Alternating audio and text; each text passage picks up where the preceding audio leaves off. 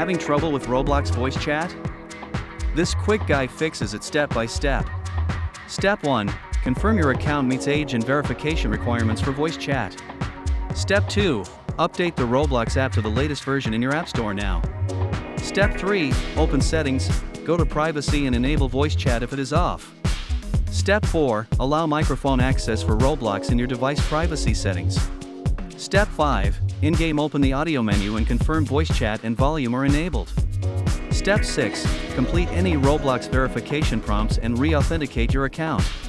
Checklist, restart the app, test your microphone, check your network and mute status.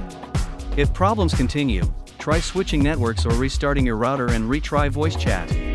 Test voice chat by joining a private Roblox server and checking real-time audio with a friend.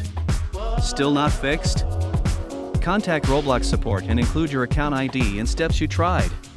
Recap, update the app, enable permissions, verify, test. That should resolve voice chat issues.